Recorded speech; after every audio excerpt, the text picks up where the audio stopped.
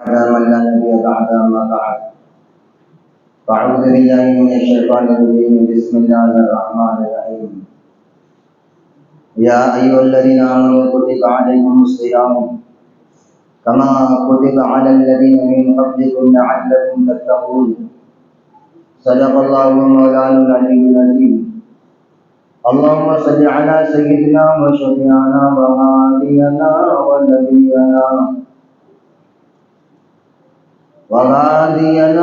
ونبينا ومرشدنا وسندنا ومولانا محمدا عبده ورسوله صلى الله تعالى على خير خلقه محمد وعلى آله وأصحابه وأزواجه وذرياته وآل بيته والأمة إلى يوم الدين وبارك وسلم تسليما كثيرا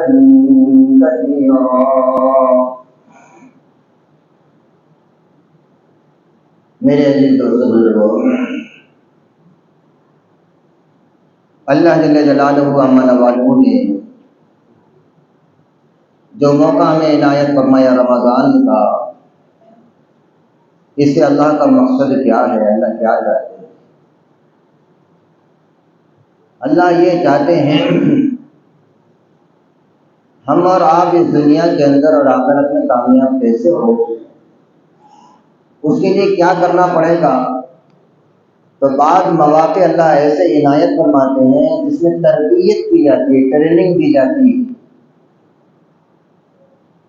اس تربیت کے اعتبار سے اگر ہم نے اپنی زندگی گزاری تو کامیابی یقینی ہے۔ کیا تربیت ہے رمضان میں؟ رمضان میں اللہ سبحانہ و تعالی کی تربیت ہے کہ میرا بندہ میرے حکم کے تابع رہے اور میرے نبی کے طریقوں کے تابع رہے، میرا بندہ بن کر رہے، منمانی چھوڑ کر رب چاہیے اختیار کر، خواہشات چھوڑ دے، نفسانیت کو چھوڑ دے، دنیا پرستی کو چھوڑ دے، اپنے مقصد کی طرف دھیان رکھے اور مجھے حاصل کرنے کی کوشش کرے، مجھے راضی کرنے کی کوشش کرے تاکہ کامیابی حاصل کرے۔ میں راضی کیسے ہوتا؟ میں نے اپنے محبوب کو بتایا، اپنے کتاب میں بتایا، میرے بندوں نے بتایا کہ میری رضا کو حاصل کرنا چاہتے ہو، کیونکہ میری رضا کے بعد ہی تمہاری کامیابی ہے، تمہاری نجات ہے، تمہاری تمام نعمتوں کا ٹھکانہ جنت ہے۔ تو تمہیں میرے محبوب کو دیکھنا پڑے گا کہ مجھے کیسے راضی کیا، میرے بندوں کو دیکھنا پڑے گا، میرے کتاب کو اٹھانا پڑے گا۔ یہ رمضان کے موقع کے اندر میرے نبی نے کیسی تعلیم و تربیت تمہیں دی کہ جتنے اعضاء و جوارح ہیں، ظاہر و باطن ہے، اجتماعی زندگی ہے، انفرادی زندگی ہے، سیاسی زندگی ہے، ان تمام زندگیوں میں تمہیں میرے احکامات کو پورا کرنا اور میرے نبی کے طریقوں پہ چلنا، یہ کامیابی کی ضمانت ہے۔ اور کیسے چلو گے تم؟ اگر تم نے مجھے مانا، میری کتاب کو مانا، میرے نبی کو مانا، میری تربیت کے جو مہینے ہیں اس کو مانا تو تم کامیاب ہوگے۔ اگر اس کی تم نے ناقدری کی اور نہیں مانا اور یہ تم سمجھے کہ مال کے ملنے سے کامیابی اور ہدایت، مال کے ملنے سے نجات ملتی ہے، یہ کام خیالی ہے۔ اور تم نے نہ قرآن کریم کی قدر کی، نہ رمضان کی قدر کی، نہ میری قدر کی، نہ میرے محبوب کی قدر کی، بلکہ اس کو مذاق اڑایا۔ تو سنو، میں نے دنیا میں بہت ساروں کو ہلاک و تباہ برباد کیا، ان لوگوں کو جس نے میری نافرمانی کی، میرے مقابلے میں آئے، میرے پیار اور محبت کو، میری وفا کو، میری شفقت کو، میرے راستے بتائے گئے راستے کو، میرے محبوب کی تعلیمات کو سمجھا نہیں، آخرکار بھگتان بہت خطرناک بھگتنا پڑا۔ ظاہری اعتبار سے وہ ساری چیزیں تھے ان کے پاس، مگر میرے مقابلے میں آتے، بعض اوقات تو میری توہین کر دیا، بعض اوقات میرے چہیتوں کی توہین کر دیا، بعض اوقات میرے محبوب کی توہین کر دیا۔ رمضان کے روزے کے بارے میں بہت سارے لوگوں کو کہنا ہے کہ اللہ کو کیا ملنے والا ہے، خبردار اس طریقے سے بات نہیں کرنا، اس سے مجھے کچھ ملنے والا نہیں، ہونا تو تم کو ہے، تربیت تو تمہاری ہے، نکاح تو تمہارا ہے۔ حال میں ایک آدمی نے بہت ایسے اختلاف کیا، بلکہ انہیں صرف اتنا کام کیا، اللہ کے نبی پاک صلی اللہ علیہ وسلم نے جو روزہ کھولنے کے بارے میں حکم دیا تھا اس سے مخالفت کی، روزہ دیر سے کھولنے لگا۔ کئی دن بیتنے کے بعد اللہ کا انتقام جوشی میں آیا، میرے محبوب کی مخالفت ہو رہی ہے، حالانکہ عبادت کا معاملہ ہے۔ اللہ نے بتا دیا عبادت وہی جو میں کہوں، عبادت وہی جو میرے نبی کا طریقہ۔ اطاعت عبادت کو بولتے، منمانی کو نہیں۔ کوئی بھی چیز جو تمہارے پاس آ رہی ہے اس میں یہ دو پہلو ہے، یہ دو چیزیں، ایک میرا حکم، دوسرا میرے نبی کا طریقہ، تو عبادت۔ جب جو کہا اس کو پورا کرنا یہ عبادت ہے۔ میں نے کہا چھوڑ دو یہ روزہ، آج مت رکھو، کہا یہ عبادت ہے، مگر اس نے مخالفت کی اور رمضان کے اندر افطار دیر سے کرنے لگا۔ خواب میں دیکھا ہے خطرناک آدمی ہے، پکڑا ہے اور آگ میں اس کو جھلسا دینا چاہ رہا ہوں۔ نے کہا میرا کیا قصور ہے؟ کہنے تو نے نبی پاک صلی اللہ علیہ وسلم کے حکم کی مخالفت کی۔ نبی کا طریقہ تھا کہ ٹائم پر روزہ کھول دینا، تم نے ٹائم پر نہیں کھولا اور کئی مرتبہ ایسا کرتے چلے آئے اور اس پر اصرار بھی کرتے رہے اور تم نے اہمیت بھی نہیں دی اس بات کی۔ خبردار یہ آگ تمہارے سامنے ہے، تمہاری عبادت کوئی کام کی نہیں۔ بس چیخ مانگ کر اٹھا تو چہرہ سیاہ ہو چکا تھا۔ یہ بات ایک نہیں، بے شمار واقعات۔ جب کہیں اللہ کے حکم کی نافرمانی، یہ کسی کی توہین ہوئی، کسی چیز کی، جس وقت مسجد کی توہین ہوئی تھی، بابری مسجد جو شہید کی گئی تھی، معاملے حالات خراب ہوئے، اللہ کا انتقام معمولی ہوا۔ 1992 کے اندر جب بابری مسجد کی شہادت کا واقعہ پیش آیا، 93 میں حالات کیسے ہوئے؟ شہادت کے وقت بہت سارے مہاراشٹری قوم تھی ہماری وہاں پر، تو اللہ تعالیٰ نے مہاراشٹر کو ٹارگٹ بنایا، اس میں سے لاتور کو ٹارگٹ بنایا، لاتور میں سے کھلاڑی کو ٹارگٹ بنایا۔ اکثر و بیشتر لوگ وہاں گئے تھے، شہادت کے ٹائم میں موجود تھے اور اس میں حصہ لیا۔ اللہ کا انتقام جوش میں آیا، تقریباً 30,000 افراد زلزلے کی نظر ہو، سورت کے افراد اس میں تھے۔ 1994 میں سورت میں طاعون پھیلا، وبا پھیلی، 12 سے 15 لاکھ لوگ شہر چھوڑ کے بھاگ نکلی، سینکڑوں جنازے پڑے ہوئے تھے، سینکڑوں۔ ایک بہت بڑے عالم دین کا ہے، مولانا ابو الحسن علی ندوی رحمۃ اللہ علیہ کو حضرت، یہاں مسلمان بستیاں محفوظ ہے الحمدللہ، مگر وہی بستیاں ہلاک ہو رہی ہے جو بستیاں بابری مسجد کی شہادت میں شامل تھی، مسجد کی توہین کی۔ اللہ نے انتقام لیا کسی بھی معاملے کی، چاہے وہ قرآن ہو، چاہے وہ حدیث ہو، چاہے وہ اہل اللہ ہو، چاہے وہ مسلمان ہو، چاہے وہ مساجد ہو، اگر ان کی توہین ہوگی اللہ کا عذاب زلال میں آئے۔ قارون بہت بڑا حافظ قرآن تھا، تورات کا حافظ تھا، قرآن کا نہیں تورات کا حافظ تھا، بہت مالدار تھا۔ موسیٰ علیہ السلام نے اسے کہا بھائی دیکھ ایک کام کر، اللہ نے زکوٰۃ کا حکم نازل کیا، زکوٰۃ دے۔ کہنے لگا وہ زکوٰۃ بھی 1000واں حصہ۔ اس کے بعد جو مال تھا 300 اونٹ پر چابیاں جاتی تھی اس کے خزانوں۔ قرآن کریم نے کہا ان قارون من قوم موسیٰ فبغى عليهم وآتيناه من الكنوز ما ان مفاتحه لتنوء بالعصبة أولي القوة، طاقتور جماعت چابیوں کو اٹھاتی۔ موسیٰ نے کہا اذ قال له قومه، موسیٰ علیہ السلام نے ان کی قوم نے کہا اترا مت، اترانے والے کو اللہ پسند نہیں کرتا، آخرت کے گھر کو تلاش کر، دنیا کے حصے کو مت بھول، مگر تو دنیا سب کچھ ہے یہ مت سمجھ۔ وہاں حضرت موسیٰ علیہ السلام کے خلاف کارروائی کی، موسیٰ علیہ السلام کو بدنام کرنے کی ایک خطرناک سازش کر دی۔ ایک طرف قوم کو بہکایا، موسیٰ اپنا مال ہڑپ کرنا چاہتے ہیں، اور دوسری طرف ایک عورت، بازاری عورت کو پکڑ لایا اور اس کو بہت سارا مال دے کر کہا کہ جب میں کھڑا رہوں اور موسیٰ بیان کرنے لگے اس وقت تم یہاں آنا، میں اشارہ کرتے ہی ان پر الزام لگانے کہ موسیٰ نے بدکاری کی، میرے ساتھ مکالمہ کیا۔ پلان کے مطابق کام ہو گیا، حضرت موسیٰ تقریر کر رہے ہیں، وہ عورت آ کر کھڑی، قارون نے اشارہ کیا، موسیٰ علیہ السلام پر الزام لگا رہی تھی۔ موسیٰ علیہ السلام جلال میں آ گئے اور کہا سچ بتا یہ کام میں نے کیا؟ اللہ کے غضب کو جوش آ گیا، میرے نبی پر الزام۔ اور اللہ سبحانہ و تقدس نے موسیٰ سے کہا کہ موسیٰ اب زمین تمہارے اختیار میں ہے، جو حکم تم دو گے، جو دعا کرے گے میں قبول کر لوں۔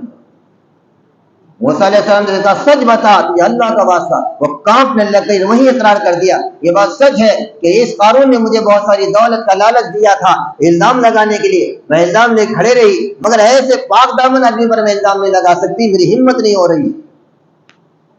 موسیٰ علیہ السلام جلال ٹھنڈا نہیں ہوا، قارون کی طرف غضب کی نگاہ دیکھی، وہ زمین کو حکم دے دیا قارون کو دھسا دے.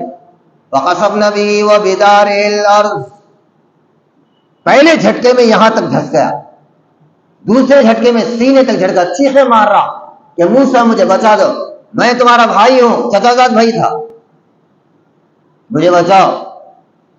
موسیٰ علیہ السلام نے کہا کہ جب نبیوں کی توہین ہوتی ہے، اللہ کے چہیتوں کی توہین ہوتی ہے تو اللہ بھی غصے میں آتا ہے، اور اس وقت یہی انتقام ہے اللہ کا کرے. جب پوری طرح دھس گیا، اس کا ساتھ دینے والے دو آدمی ساتھ رہ گئے. جب موسیٰ علیہ السلام اس کو کھڑے کر کے پوچھ رہے تھے کون میرے ساتھ ہے اور کون قارون کے ساتھ ہے، اکثر قوم بنی اسرائیل کی موسیٰ کے ساتھ ہو گئی تھی، قارون کے ساتھ دو آدمی رہ گئے تھے قارون کے تائید میں. جب قارون پھنس گیا تو بھاگ نکلے، بعد میں بولنے لگے، لوگوں میں چہکنے لگے کہ موسیٰ علیہ السلام نے قارون کو دھسا کر سارے خزانے پر قبضہ کر لیا اور خزانے کے مالک ہو گئے. موسیٰ علیہ السلام کو معلوم، ان دونوں کو بلایا، اللہ سے دعا کہ اللہ خزانے سمیت موسیٰ کو قارون کو ہی دھسا دے. سارے خزانے ایک جگہ جمع ہو گئے اور قارون دھستا چلا گیا. یہ اللہ والوں کی توہین، نبیوں کی توہین کا انجام. بلعام بن باورا بہت بڑا آدمی، قرآن کریم نے اس کے بارے میں بیان کیا تقریباً 9 پارے کے اندر. اسم اعظم کا مالک تھا وہ اسم اعظم کہ جو بلقیس کے تخت کو لے کر آ گیا تھا، جس نے حضرت سلیمان علیہ السلام کا خاص آدمی بلقیس کا تخت کہاں سے لے کر آیا تھا، کئی سینکڑوں میل کی دوری کے فاصلے پر پل جھپکنے سے پہلے حضرت سلیمان کے پاس لا لیا تھا اس علم کی برکت سے. قال الذي عنده علم من الكتاب انا آتيك به قبل ان يرتد اليك طرفك، پل جھپکنے سے پہلے لاؤں گا. یہ اسم اعظم کا علم تھا آصف بن برقیہ کو، جس نے اسم اعظم کو پڑھا اور ایک اشارہ کرنے سے پہلے، پل جھپکنے سے پہلے وہ تخت حضرت سلیمان کے پاس آ گیا. وہی اسم اعظم کا علم بلعام بن باورا کے پاس تھا. وہ جو چاہتا تھا جیسے چاہتا تھا اللہ سے مانگ لیتا تھا. جب حضرت موسیٰ علیہ السلام اپنی قوم کو لے کے نکلے اس قوم کے مقابلے کے لیے، یہی بلعام بن باورا کے پاس قوم آئی، کہا موسیٰ کے لیے بددعا کرو. کانپنے لگا کہ میں نہیں کر سکتا، وہ نبی ہے، نبی کے خلاف میں کام نہیں کر سکتا. اور قوم نے بعد میں لالچ دیا بہت سارا دولت کا. دولت کے چکر میں آنے کے بعد کہنے لگا بعد میں دیکھوں گا. دوسری طرف سے عورت کو بہتایا، اس کو پھسلایا، مال دولت کے انبار تیرے پاس ہے، آج تک اتنی عیش نہیں دیکھی، عیش دیکھیں گی لائف تیری بن جائے گی. دنیا کے پاس ہتھیار پھسلانے کے دو ہیں، دولت اور عورت، اور جو اس کے چکر سے بچا رہا وہ کامیاب ہو گیا. بڑے بڑے بادشاہ، بڑے بڑے عقل مند، بڑے بڑے ہوشیار، بڑے بڑے علم اور فن کے رکھنے والے، ماہر علم اور فن، ان دونوں کے چکر میں تباہ و برباد ہو گئے. ان کا نام و نشان بھی دے رہا. دولت عورت یہ بہت بڑا فتنہ ہے. بلعام بن باورا اپنی عورت کے اور دولت کے چکر میں آیا، پہاڑ کے اوپر چڑھا کے لیے، اور موسیٰ علیہ السلام کے ساتھ کے بددعا کرنے کے لیے. اللہ کو جلال آیا، اتنا بڑا علم میں نے دیا تھا. اور اللہ نے اس زبان کو پلٹ دیا. بددعا کے الفاظ کرنا چاہ رہا تھا موسیٰ علیہ السلام کے لیے، دعا کے الفاظ کہتا چلا گا، اپنے قوم کے لیے بددعا کرتا چلا گا. قوم نیچے سے چیخ ماری، بلعام کیا کر رہے ہو، تباہی کے لیے تم ہمارے لیے مانگ رہے ہو، موسیٰ علیہ السلام کی حفاظت، ان کے قوم کی حفاظت کی دعا کر رہے ہو، کیا کر رہے ہو. آنکھوں سے آنسو جاری ہو گئے، روتا ہوا کہنے لگا نہیں نہیں، اب میرے اختیار میں کچھ نہیں، میں تو موسیٰ اور موسیٰ علیہ السلام کے ساتھ آنے والوں کے بددعا کرنا چاہ رہا ہوں، مگر میری زبان میرا ساتھ نہیں دے رہی ہے، ان کی تائید میں دعائیں نکل رہی ہے اور تمہارے لیے بددعا نکلی، میں کچھ نہیں کر سکتا. بس اللہ نے ڈھام ہو کر نیچے پھینک دیا. نیچے پھینک آیا تو زمان لٹک گئی. فَمَثَلُهُ كَمَثَلِ الْكَلْبِ إِن تَحْمِلْ عَلَيْهِ يَلْهَثْ أَوْ تَتْرُكْهُ يَلْهَثْ. قرآن کریم نے اس کے بارے میں بیان فرمایا کہ یہ تو ہم اونچا مقام دینا چاہتے تھے اس بیوقوف کو، مگر تہ زمین کے نیچے لپک گیا دنیا کی خاطر. وَاتَّبَعَ هَوَاهُ، خواہشات نفسانی کی اتباع کر دی، مال کے چکر میں لالچ میں آ کر اس طرح حرکت کر بیٹھی. ہم نے اس طرح کر دیا، اس کی زبان کو نیچے کر دیا اور لٹکا دیا، زبان کتے کی طرح لٹکنے لگی، ہانپنے لگا. ساری قوم دیکھ کے حیرت میں رہ گئی. ہمارے زمانے کا سب سے بڑا ولی کامل، اس میں اعظم جس کو آتا تھا، اس کی یہ حالت ہوگی، زبان اس کی باہر نکل گئی اور بس کتے کی طرح زبان باہر لٹکنے لگی اور ہانپنے لگا. سارا کے سارا مقام ختم ہوگا اس دولت کے چکر. ایک نبی کی مخالفت،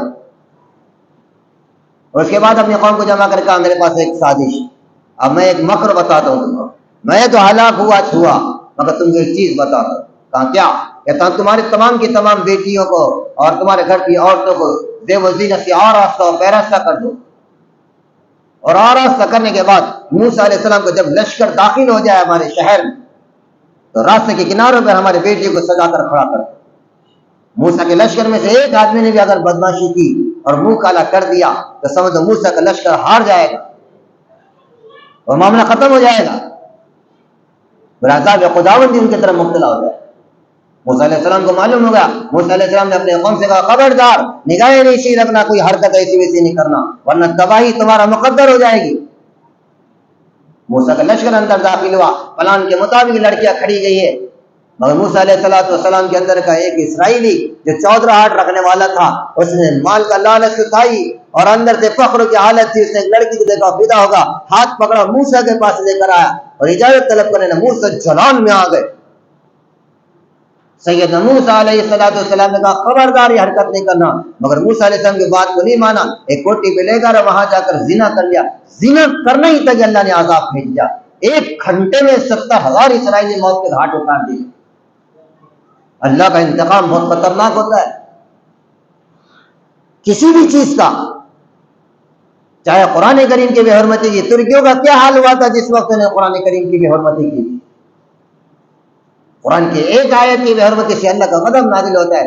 رسول اللہ صلی اللہ علیہ وسلم نے ایک صحابی کو بھیجا، کہا جاؤ ایک کو دعوت دے کر آؤ۔ دعوت دینے گئے تو اللہ کی بے حرمتی کرنے کا، اللہ کا سونے کا ہے، چاندی کا ہے، ہیرے کا ہے، جوہرات ہے، بنا کیسا بتاؤ؟ تو صحابی سمجھانے لگے ایسا نہیں کہنا، غلط بات ہے، اللہ کے بارے میں یہ بکواس بند کرو، تمہیں بتا رہا ہوں کہ اللہ کیا چیز ہے، مگر مان رہا نہیں۔ بہت ناراض ہو کے سرکار کی بات سے چلے آئے۔ سرکار نے کہا پھر جا کر کہا جاؤ اس کو سمجھاؤ، پھر اسی طریقے سے بکواس شروع کر دیا، ذات خداوندی کی غصہ کرنا شروع کر دیا۔ رسول اللہ صلی اللہ علیہ وسلم نے 2 بار 6 بار بھیجا، تیسری مرتبہ جب واپس آئی اللہ کو جلال آیا۔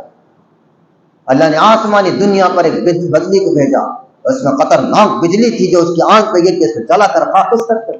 قرآن سرکار کر اترا، وہ صحابی دیکھ رہے بجلی گری اور وہ جل کر خاک ہوگا، بھاگتے بھاگتے سرکار کے دربار میں۔ سرکار نے کہا وہ ہلاک ہوگا، ہلاک ہوگا۔ کہاں سرکار ہے، آپ کو کیسا پتا؟ کہاں اللہ نے قرآن اتار دیا، وَيُرْسِلُ الصَّوَاعِقَ فَيُصِيبُ بِهَا مَن يَشَاءُ وَهُمْ يُجَادِلُونَ فِي اللَّهِ وَهُوَ الشَّدِيدُ الْمِحَالِ۔ ایک دن سرکار دو عالم صلی اللہ علیہ وسلم کی ذات بابرکت کے مسواک کے بارے میں کوفہ کے اطراف کے آدمی نے بے حرمتی کی، بیان کرنے والے نے مسواک کے فضائل بیان کی۔ ایک کلمہ شہادت کی موت نصیب ہوتی ہے، 70 فائدے اور ایسا ہے اور ویسا ہے، اسے برداشت نہ ہوا مسواک کے فضائل دیکھ، اور کھڑا ہوا اور بڑی ڈھٹائی کے ساتھ کہا یہ مسواک کی بات کر رہے ہوں، اسے ابھی اپنے پاخانے کی جگہ ڈال کر بتا تو یہ کیا ہے، کیا چیز ہے، کیا اہمیت ہے اس کی؟ بس اللہ تعالیٰ نے اس کو زوال لانا ہی تھا کہ اس نے اسی حرکت کر دی کہ پاخانے کے راستے میں تھوڑی دیر مسواک گھمائی اور نکال دیا۔ وہ جو بیان کرنے والے تھے وہ حیرت میں رہ گئے اور ساری قوم حیرت میں رہ گئی۔ سرکار کی ایک سنت کے خلاف کارروائی کی گئی اور گستاخی کیا، اللہ کے غضب کو جوش آیا۔ بس اللہ نے مہلت دی چند دن، 9 مہینے کے ٹھیک 9 مہینے کے بعد اس دوران اس کے پیٹ میں اور پاخانے کی جگہ درد ہونا شروع ہو گیا، اور درد بھی ایسا تڑپتا تھا کوئی حکیم کام نہیں کر سکتا۔ حالات خراب ہو گئے۔ 9 مہینے کے ٹھیک مہینے کے بعد سنڈاس کے راستے سے ایک چوہے جیسا بچہ پیدا ہوا جس کے 4 دانت باہر تھے، پیچھے خرگوش کا حصہ تھا اور بڑے بڑے خطرناک بھیانک کانٹے تھے۔ اس کی بچی نے جب دیکھا تو اس کو پتھر سے کچل دیا، دنیا نے دیکھا اور یہ تڑپ تڑپ کر 2 دن کے بعد وہی مر گیا۔ کہتا تھا اس بچے نے مجھے ہلاک کر دیا، میرے آنکھیں کاٹ کر رکھ دیا۔ یہ انتقام خداوندی تھا جو سرکار کے 2 عالم صلی اللہ علیہ وسلم کی سنت کی غستاخی کی۔ اب یہ حال میں ہمارے پاس ہمارے ملک کی حالت بتا رہا ہوں، ایک مسلمان لڑکی کی حالت بتا رہا ہوں کہ جس کی لاش انتقال ہونے کے بعد اطراف میں کھجورے کے جیسے بڑے بڑے بچو ٹائپ کے جانور جمع ہو گئے۔ گھر والے بھاگ کر پریشان ہو کے جماعت ایک جگہ آئی ہوئی تھی، کسی کی ہمت نہیں لاشیں خرید جانے کی، اور منہ کھولے ہوئے تو ایسا معلوم ہوتا کہ ان کے انگارے نکلیں گے۔ ہمارے ملک کی بات بتا رہا ہوں، حال کی یہ 25-20 سال کے اندر کا واقعہ بتا رہا ہوں۔ بڑا قربناک واقعہ تھا، لوگ بھاگ کے آئے جماعت کے پاس، جماعت والوں کو کہا کہ بھائی کچھ نہ کچھ بات ہے، تم چلو. جماعت والے جا کر دیکھے تو سمجھ گئے اللہ کا عذاب کیا کیا جائے. جماعت والے نے روز ہو کر اللہ سے منائے کہ اللہ کم سے کم اس کے دفن تک پہ انتظام کر لے، اس کو دفن کون کرے گا. بہرحال اللہ نے دعا سن لی. تھوڑی دیر کے لیے وہ سارے کن کھجور ایک سیٹ میں آ کر کھڑے ہوئے، گھر کے ایک سیٹ میں، اور لاش کھڑی ہوئی. لاش کو نہلایا گیا، دھلایا گیا، کفنایا گیا. نماز جنازہ پکڑ جلدی سے جب دفن کر کے دفن کرنے کے لیے اندر رکھے تو قبر کے کونے میں وہی کن کھجورے نظر آنے لگے. لوگ حیرت میں رہ گئے، قبر کو ایسے بند کر دی. گھر میں آئے، گھر کے اسے ماں سے پوچھا بچی کا کیا مطلب. نماز پڑھتی تھی، روزہ بھی رکھتی تھی، سب کرتی تھی، کیا ایسا کیسا واقعہ کیا ہوا ہے، کیا کیا ہے. کہاں ایک بات بتاؤں آپ، جس وقت آزان ہو رہی تھی اور ایک سیریل چل رہی تھی، میں نے اسے آواز دے کر کہا بیٹا سیریل چل رہی ہے، یہ تیرے آزان ہو رہی ہے، سیریل بند کر. اس نے ایک جملہ کہا تھا خطرناک، اما آزان تو ہوتے رہیں گی زندگی بھر، مگر یہ جو پروگرام ہے، یہ جو شارٹ ہے نا، پھر کبھی نظر نہیں آئے. اور وہ سیریل دیکھتی چلی گئی اور آزان اسی حال میں ہو گئی. بیٹا مجھے لگتا ہے ہو نہ ہو اس آزان کی توہین کی وجہ سے، آزان کی بے حرمتی کی وجہ سے اس کے ساتھ حالت. ہمارے پڑوس ملک میں ایک حافظ قرآن تھا، مگر سود خوری کی وجہ سے جب اس کی قبر کے اندر دفن کیا گیا تو بچھیوں نے اس کے سارے ہڈیوں کو کاٹ کر الگ الگ کر دیا. ہڈی اور گوشت الگ، ساری دنیا نے منا دی. بے شمار واقعات ایسے ہیں کہ جس میں یا تو اللہ کی توہین کی گئی، یا رسول اللہ کی توہین کی گئی، یا کتاب اللہ کی توہین کی گئی، یا رمضان کی توہین کی گئی، یا اہل اللہ کی توہین کی گئی. وہیں پر ہلاکت شروع ہو گئی، بربادی شروع ہو گئی، انتقام اللہ کا شروع ہوگا. شاہجہاں اپنے زمانے میں بہت بڑا بادشاہ ہے، اور انگریز عالمگیر کے باپ ہے شاہجہاں، اور نیک بھی تھے. مگر اس زمانے میں ایک بہت بڑے بزرگ تھے، شیخ آدم بن نوری رحمۃ اللہ علیہ. شیخ آدم بن نوری کے والے معلوم تھا صاحب کرامت آدمی ہے، اور شاہجہاں کو ملنے کا بہت شوق تھا اہل اللہ سے. اور مغل سلطنت کے اندر بہت سارے بادشاہ ایسا گزرے ہیں جو اہل اللہ کو بہت چاہتے ہیں، دل سے چاہتے ہیں، اور قریب بھی ہوتے تھے ان سے. اور شاہجہاں نے اسی طریقے سے اپنے دو آدمی کو بھیجا، سعد اللہ خان کو ایک اور عبد الحکیم سیالکوٹی کو ایک. یہ مولانا عبد الحکیم سیالکوٹی بڑے عالم ہیں. وہ شیخ آدم بن نوری رحمۃ اللہ علیہ وقت کے ولی کامل آدمی. جب یہ دونوں گئے تو حضرت پڑھا رہے تھے، یہ دونوں کا کوئی احترام نہیں کیا. سمجھ گئے یہ وہ آدمی جو بادشاہ کے تخت و تاج کے سامنے رہتے ہیں، ان کے چوکٹ میں پڑے رہتے ہیں. یہ عالم کہاں کے؟ عالم تو وہ ہوتا ہے جو صرف اللہ سے ڈرتا ہے، جو حلال ہے اس کو حلال کہتا ہے، جو حرام ہے اس کو حرام کہتا ہے. نہ اس کو دولت دبا سکتی، نہ حکومت دبا سکتی، نہ سلطنت دبا سکتی، نہ کسی کی طاقت دبا سکتی، نہ میجورٹی دبا سکتی. اگر اس کو رام کر سکتی ہے کوئی شے تو وہ شریعت اسلام کر سکتی، اسے عالم کہتے ہیں. جسے نوٹ دبا دے، جسے حکومت جس کی زبان بند کر لے، اسے عالم نہ کہتے. بہرحال شیخ آدم بن نوری رحمۃ اللہ نے کوئی ان کا احترام نہیں کیا. سعد اللہ خان کو غصہ ہے، کہنے کا میرا نہیں تو نہیں کہ مولانا کو کرتے. کہا یہ مولانا بادشاہی ہے، شاہی مولانا ہے، میں اس لیے احترام نہیں کرتا. بہت زیادہ غصہ آ گیا، ہمارا بھی احترام نہیں. مولانا کہتا ہے کہاں آپ سید ہو؟ کہاں میں سید ہوں، میرے ماں افغان ہیں. اچھا کہاں تم صاحب کرامت؟ کہاں اللہ نے دیا، میں کر لیتا ہوں کبھی کام. کہ اچھا تمہارے پاس افغانی قوم بہت ساری ہے، تمہاری بات مانتی ہے؟ کہاں مانتی ہے، میں اللہ کی مانتا، قوم میری مانتی. بات ہو گئی، گئی، ختم ہوئی. شاہجہاں کے کام جا کے بھر دیے. شیخ آدم بن نوری بہت بڑے آدمی ہیں، سارے افغانی ان کے پاس ہے. آج نہیں تو کہیں کل تیرا تختہ پلٹنے کے لیے کافی ہے. بادشاہ کو شعور اور عقل تو زیادہ ہوتی نہیں، بعض بادشاہوں کے اندر سوچ سمجھنے کی صلاحیت ختم ہو جاتی. بعض بادشاہوں کے اندر جب لالچ ان کے اوپر غالب آ جائے. بعض بادشاہ وہ ہوتے جو لالچ کو اپنے پیروں کے تلے دبا دیتے نا، تو پھر دنیا کی کوئی طاقت ان کو زیر نہیں کر سکتی. محمد ابن قاسم جو یہاں آئے تھے 5 سال میں، ساری ہندوستان میں جو اسلام کی لہر کو چلایا تھا، یہاں پر جس وقت انہوں نے یہاں کے بادشاہ راجہ طاہر سے مقابلہ کیا، مقابلہ کرنے کے بعد اس کی 2 بیٹیاں قید میں آئی. سرلا دیوی ایک تھی اور ایک دوسری تھی. اب ہوا یہ، یہاں کا سارا مال غنیمت لڑکیوں سمیت قیدی یہ سب کے سب مدینہ روانہ کی گئی، ولید کے پاس. نہیں ملک ولید جہاں تھا، سلطنت جہاں تھی وہاں روانہ کی گئی. ولید بہرحال کئی دن تک یہ سوچتا رہا کہ محمد ابن قاسم چند دنوں کے اندر ہندوستان کی قوم کو رام کر دیا، بڑا کارنامہ انجام دیا. چند دنوں بعد اس کی نکاح راجہ طاہر کی بیٹی پر پڑی. بڑی خوبصورت لگی, اسے قریب بلایا اور اسے نکاح کرنے کا پیغام دے دیا. اسے انتقام لینا تھا محمد ابن قاسم سے, اور اس نے ایک پلان بنایا. اس نے کہا ولید کیسے آدمی ہے تم, مسلمان ایسے ہی ہوتے ہیں کہ پہلے تمہارا غلام اور ملازم ہاتھ صاف کر لے, اس کے بعد تم ہاتھ صاف کر لے. میں تمہارے حرم میں آنے کے لیے صحیح عورت نہیں ہوں, میرے سے تو پہلے تمہارے آدمی نے کام کر دیا, 3 رات میں اس کے ساتھ بتا چکی. اب ولید کا کام یہاں یہ تھا, عقل کے دشمن کا, کہ انہیں معلوم کرتا واقعی بچی صحیح بول رہی نہیں بول رہی. وہیں جلال میں آیا, حکم جاری کر دیا اور خط لکھ دیا محمد ابن قاسم جہاں کہیں ہو وہیں پر ایک گائے کے چمڑے میں اپنے آپ کو لپیٹ کر میرے پاس حاضر کر دیا جائے, وہیں ختم کر دیا جائے. محمد ابن قاسم جیسے آیا, اس بچی کی بات کو سن. بہرحال ولید کے حکم پر محمد ابن قاسم نے کوئی بغاوت کا علم بلند نہیں کیا, قوم نے بھی نہیں کیا. ایک منگایا گیا بڑا چمڑا گائے کا, اس میں محمد ابن قاسم کو شہید کیا گیا اور اسی میں لپیٹ دیا گیا اور یہاں سے وہاں تک پہنچایا گیا. وہاں جانے کے بعد جو رہی صحیح جان بھی ختم ہو گئی. جب وہ سامنے لاش لائی گئی, ولید جلال میں آ کر سرلا دیوی کو بلایا کر, دیکھو ایسا انتقام ہوتا ہے کہ ہم لوگوں کی مخالفت کرنے سے ہم ایسا کرتے. سرلا دیوی مسکرانے لگی, ہنسنے لگی, کہاں تجھ جیسا احمق بادشاہ تو میں کوئی دیکھ رہی نہیں. اس نے کہا میں احمق کیسا؟ کہنے کا بے وقوف, یہ وہ پاک دامن آدمی ہے کہ اس کی پوجا کی جاتی ہے ہمارے ملک کے اندر, اس نے نگاہ اٹھا کر میرے اوپر نہیں دیکھا ہے, پھر میرے کہنے پہ تو نے اس کو موت کے گھاٹ اتار دیا. تجھ جیسا احمق کوئی بھی نہیں. ہاں تو نے تو کہا, یہ کہاں میں بدلہ لینے کے لیے کر رہی تھی, تیرا کام تھا کم سے کم معلومات تو کر لیتا. یہ بادشاہوں کی بیوقوفی ایسی ہوئی. تو شاہجہاں نے بھی ایسی بیوقوفی کر دی.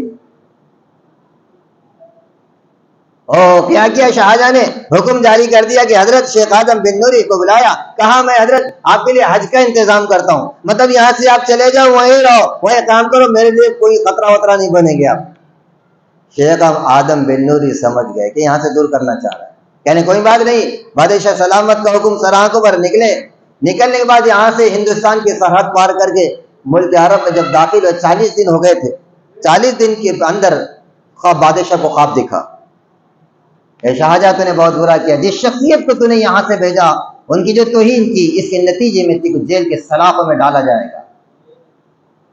40 دن بھی نہیں بیتے تھے, 40ویں دن ٹھیک اورنگزیب عالمگیر کا حکم آیا کہ میرے والد کو جیل کے سلاخوں میں ڈالا.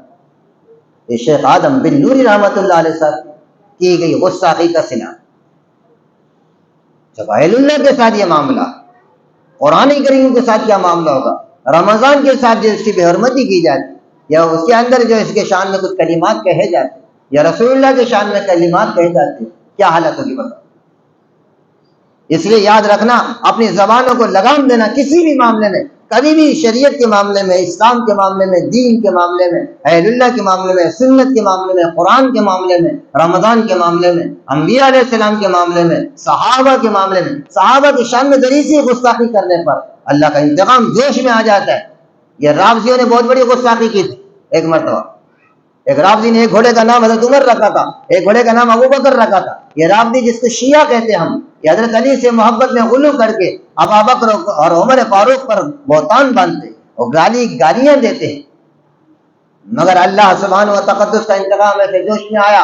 امام ابو حنیفہ کا زمانہ تھا, ایک گھوڑے نے لات ماری, منہ پر اوندھا گر گیا, منہ سے خون بہنے لگا, جگہ پر اسپاٹ ہو گیا.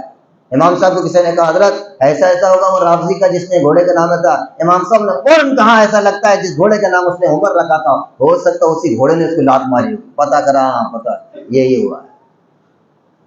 شریعت کی مخالفت, یہ اس میں گستاخی یا مداخلت کبھی اچھی نہیں. یوں سمجھ لو اپنی تباہی مول لینا.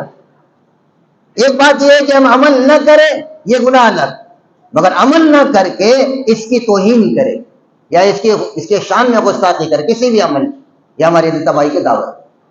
کوئی بھی معاملے میں, اللہ اس کے نبی کے معاملے میں ذرہ لب کو شائی نہیں کرے گا, ذرا. بعض اوقات معاملات بڑا عجیب ہوتے ہیں, معاملات ایک عجیب ہوتے ہیں کہ دو رخ پر آ کر کھڑا ہو جاتا ہے.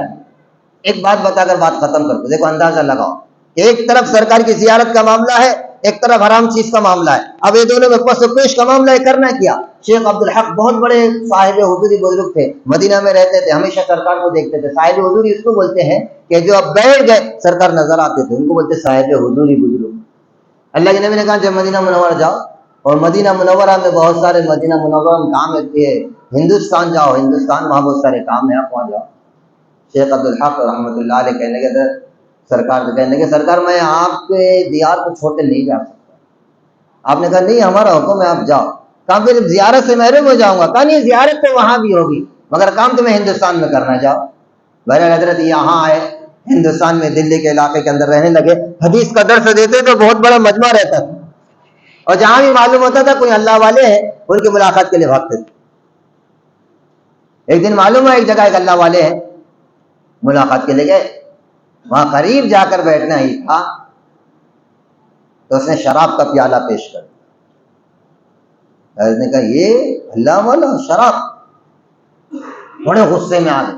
کہا یہ جھوٹ اور مکار ہے, فریبی ہے. کہنے لگے شراب پینا ہے تو ملاقات کرنا, نہیں تو چلو یہاں سے نکلو. شیخ عبدالحق رحمۃ اللہ علیہ آ گئے وہاں سے. ساری دنیا تو ان کو اللہ والا صاحب کرامت سمجھ رہی ہے, شراب پلا رہے. رات ہو گئی. رات میں بڑا عجیب منظر دیکھا کہ لوگ بھاگے بھاگے جا رہے ہیں. ایک آدمی کو پکڑا, کہاں جا رہے؟ کہاں مکان میں سرکار تشریف لائے گئے, ان کے ملنے کے لیے جا رہے. کہاں سرکار آئے؟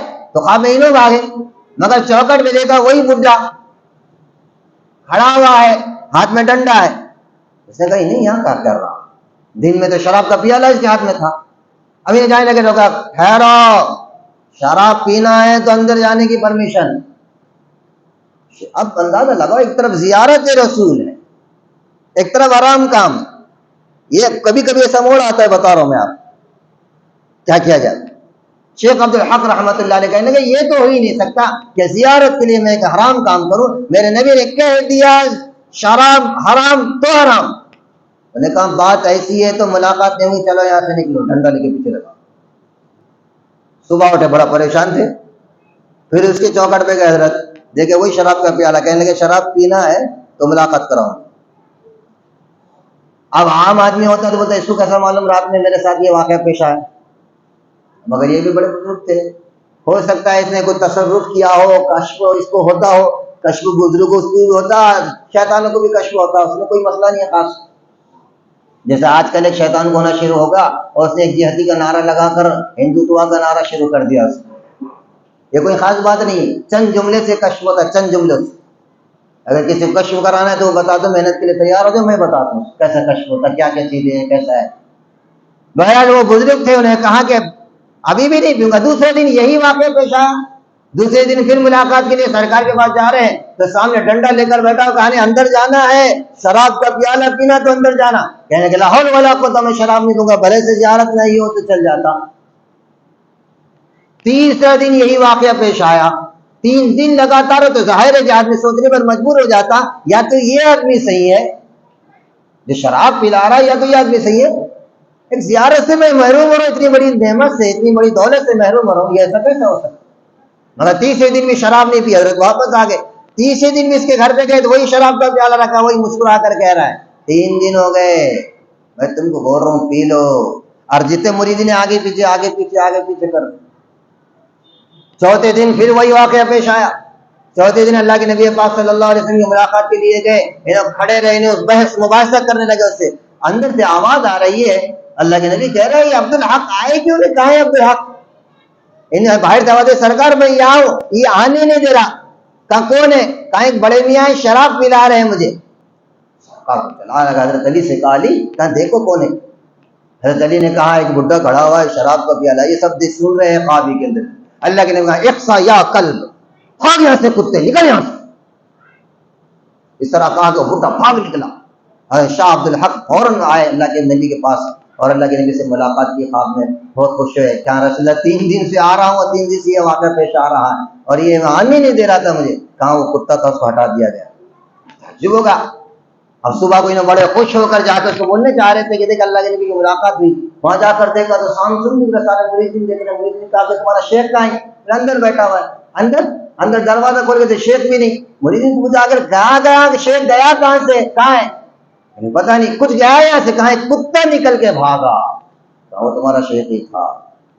شریعت کی مخالفت، ایک طرف سرکار کی زیارت، ایک طرف مخالفت شریعت، مگر یہاں کیا حکم ہے؟ زیارت کو آپ اوپر رکھیں گے، اتنی بڑی چیز ہے، بعد اب طریقے سے رکھیں گے، مگر شریعت کی مخالفت ذرا بھی کسی بھی صورت میں نہیں کرے گی۔ اللہ مجھے آپ کو تمام چیزوں کی بے حرمتی کرنے سے محفوظ فرمائے۔ واخر دعوانا